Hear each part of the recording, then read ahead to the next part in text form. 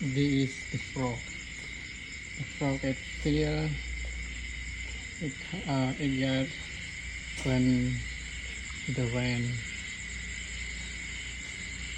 wet the ground. So big.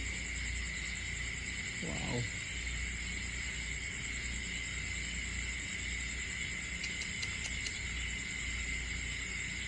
So big frog.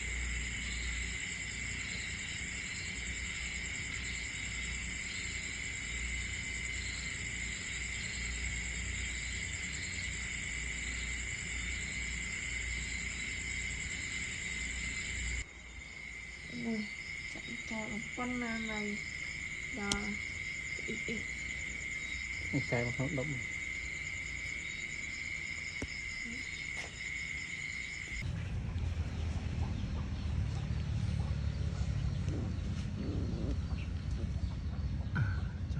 Trời mai chọc thằng mình nên ai chọc mình nên ai xua con qua mà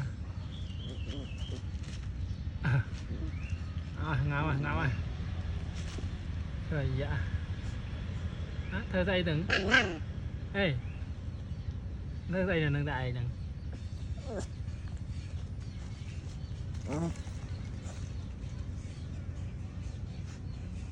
mất thơ đại đừng có ngọc ở nhà ơi còn bòn tờ nào thế này còn bòn tờ nào thế đây nè tờ nào thế đây nè tờ nào thế đây ô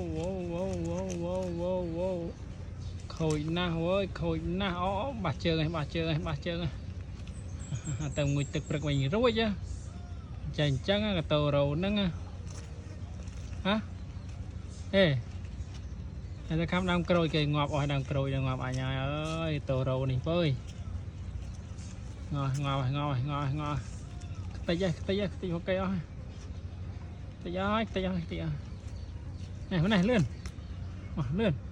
come on